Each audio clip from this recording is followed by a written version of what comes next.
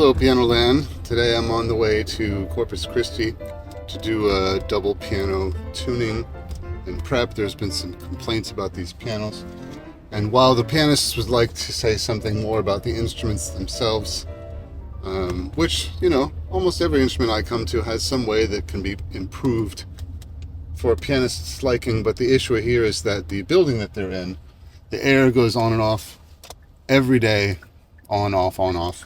It's hot when the air is not on, like really hot, like sweaty hot.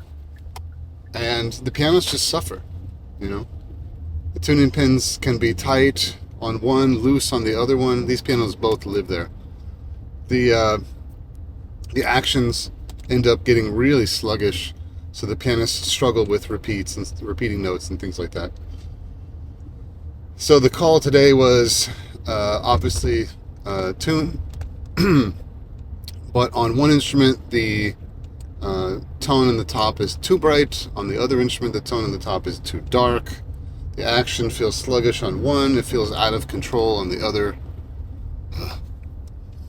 So I'm gonna go there. Oh, I've got B72 with me for the first time.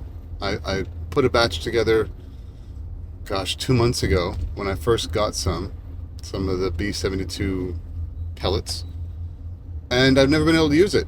I thought I had a couple of weekends recently where I was going to need it, but the piano's already had enough guts to them, so it was more of needle voicing rather than juicing or anything like that. But today, considering that one of the complaints is that the piano's too soft on the top, I'm going to get to do some B72, so we'll see how that goes. It's supposed to flash off just as fast because of the acetone as anything else, and is apparently softer than even the soft key tops I was using. I look forward to it. Yeah, so we're on the way. Let's go. Alright, here we are. This is the first piano I'm going for, this nice big Schimmel. It had an issue here where the black keys were bumping up against the fall board. It's really close. I had to put a shim behind the action. There's no way to adjust it forward with the cheek block, which is surprising, but there isn't. Fortunately, it meant that this stuff still has some speak. Right, didn't really mess this up too bad, but right about here gets kind of weak, kind of poofy sounding. So we're going to be B72 from here to the top, and then in the center here there's some notes, right, the springs just very little rise, but that has to do with the humidity in the room. The action centers are tight, so we're going to repin those.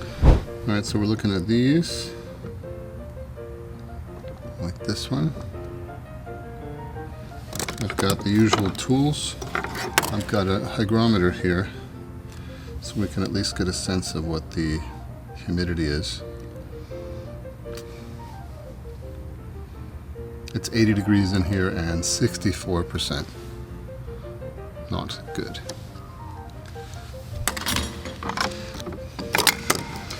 One of the nice things about tools these days is that even though the really expensive tools are always worth it, you've always got the cheap version. This is a gram gauge, and instead of paying several $100s for the Starrett one, yeah, look at this, boom, nice and free. Too much, but still it's free. This one, barely moving. Let's see what the difference is. I can use this cheap one. Remember, move the part. So if we do it this way, there we go. You move the part across.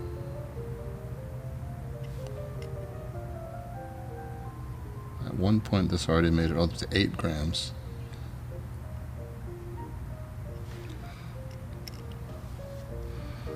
Oh, this is weird. How do I get the angle? There you go. 6, 5. Yeah, it makes it up to 8 at the worst. And even just a basic swing test, you can see, not good.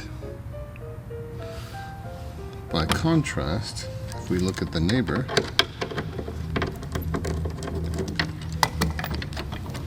swing test. Swinging forever. So this is too loose. I mean, there's no way to even measure that. Let's see, maybe I'll pick it up. That's 2 grams. 1 to 3 is what they say. Even though this is too loose, this place is so humid half the time, or more than half the time. We're gonna leave it because I don't want to have to deal with tight flanges. Loose flanges could be worse. Tight flanges are worse. So we'll go through this.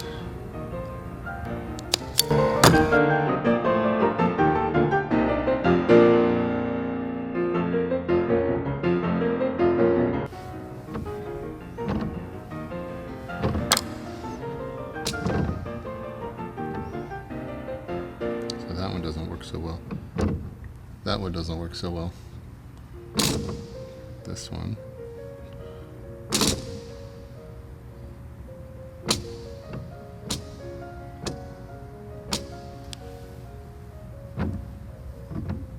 That one. So, looks like we're repinning this group.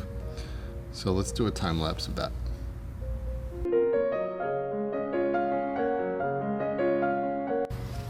Someone asked me once why I don't use lubricants instead of all this repinning. Something like put some CLP on it, some Protec. And the answer really is that doesn't fix the problem.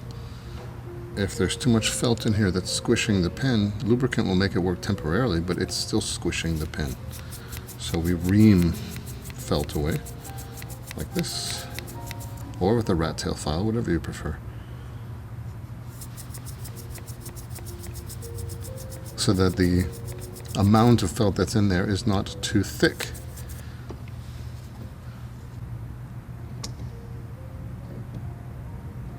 Alright, now that I've done that, I've got to go through. I've got all the ones that were too tight. So I'm going to clean up and then I'm going to fix up the springs. And then we'll also check to see how the B72 dried out. So let's see. So we can see some of these springs are still pretty tight. They're a little jumpy. Oh, that one's good. So I'm gonna set the time lapse and then just go through this section.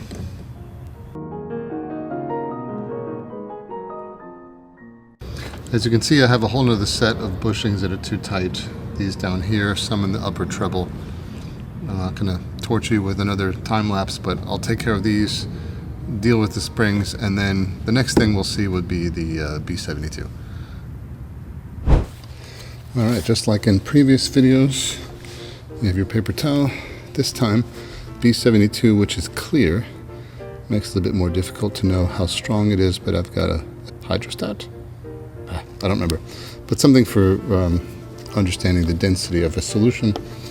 We said from here, the C sharp. So let's get going with the drops.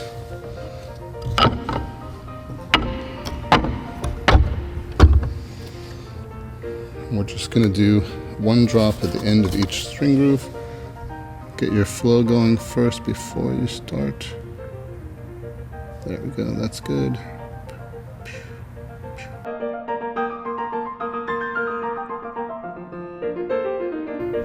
Finally finished dealing with the tight bushings, readjusting the springs. Now let's check out what's going on over here. Starting from this C sharp.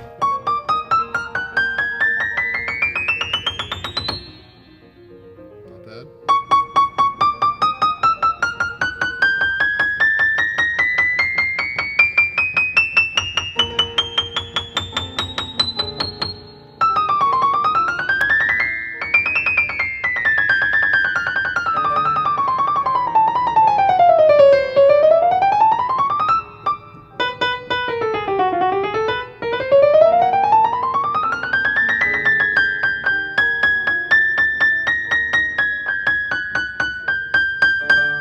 Some of these notes are killing now.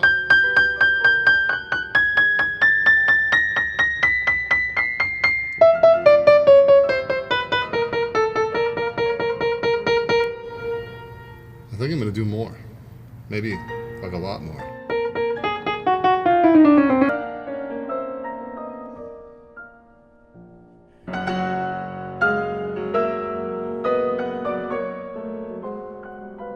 So it's a mixed bag. I hear some good notes. I hear some bad notes.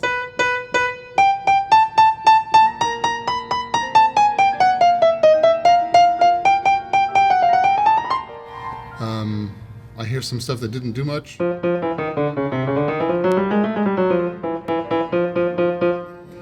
I'm also hearing the same thing that happens with the key top. They're all acrylics. B72 is acrylic as well, but it's the same kind of thing that as you play the note,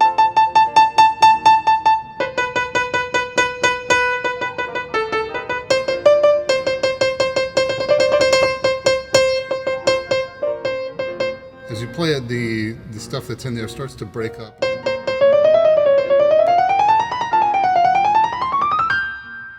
I think after I finish the tuning, which will beat up the hammers, of course, I'll do some needling, and I'll probably have less needling than I suspect. That's a bad one. It's actually a powerful note, but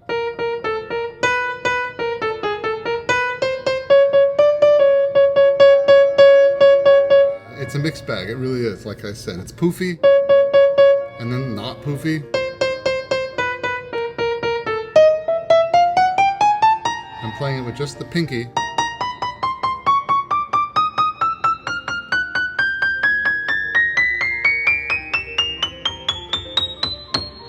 Yeah, not much going on up there. I'm probably going to have to juice everything from the C sharp again. Yeah. I'm going to do that, and then I'll start tuning. So now I'm at the Yamaha piano. This is a C7, a really nice one. Comes from a different building on the church grounds, so it doesn't have some of the humidity problems that the Schimmel has. But up here,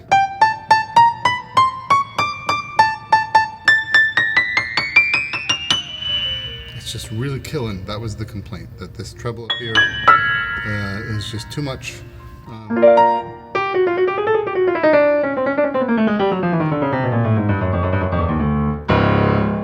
Overall tone's pretty good. I'm gonna fix up some notes.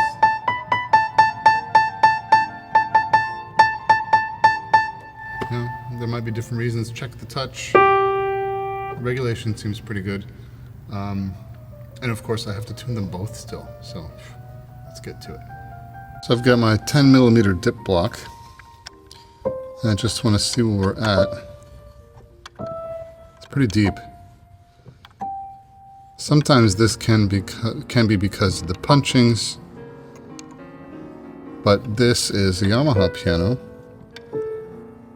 which, unlike other brands, the glides are intended to, maybe be used to make up that difference.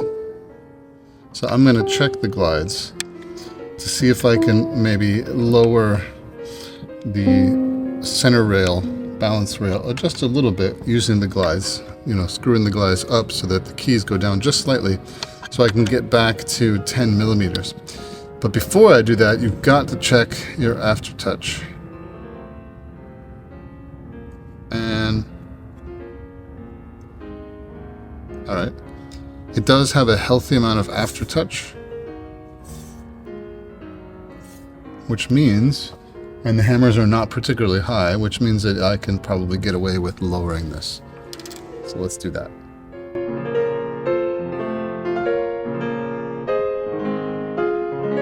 All right, I've adjusted the glides, so now my block, my 10mm dip block, is flush when I push down the keys. Remember, this is something that only works with Yamaha pianos because their keyframes are flexible. In a previous video about another C7, I said the opposite. I said they're less flexible. No, and I corrected it in the subtitles, but they are more flexible. You are not supposed to go very far with this. This is the difference between 10mm and 10.5mm, right? Not huge amounts of change here. If for some reason you have to do huge amounts of change with the dip, that means you got to mess with the punchings, or if your aftertouch is the problem and it's not that you have a bad amount of dip, then you move the hammers up and down. But using this 10mm block, I can see beforehand, I could see that there was just a little bit too much key dip. Putting that back to 10mm with the glides, which in other instruments you do that with the paper punchings, but with Yamahas you can do it with the glides. It's engineered that way. Now when I check the aftertouch, it has a nice feel to it. It could be a little bit shallower, which would mean that I would need to either adjust the hammers down or keep fooling around with the glides. But no, I'm going to leave it like that. Let's move on to seeing how the tuning is. When I do a double tuning like this, I've got to determine where the kind of the average is, or the middle point, keeping in mind that pulling a piano up is always better than pushing the pitch down. So if we look at where this one is, and I just do A and D sharp, you know, like, so 1.3, almost 0, same, under.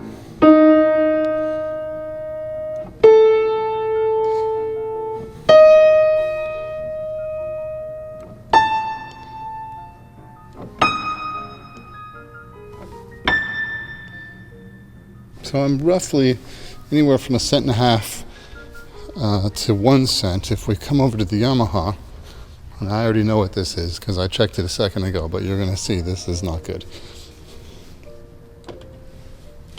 So the same thing. There's 5, 6 cents, 6,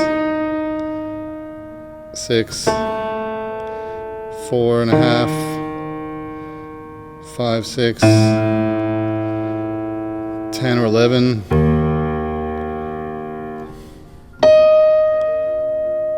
4 cents, 3.5, 3. All right, so the plan really is I'm going to pull the Yamaha up to about 1 cent under, and I'll push the Schimmel just slightly down into 1 cent, and that should work. I'm using the program for the Schimmel scale design, just because the bigger piano really should be tuned to the bigger piano, less inharmonicity. The Yamaha is not going to sound sweet on its own, but they'll at least be end locked together. All right, time lapse.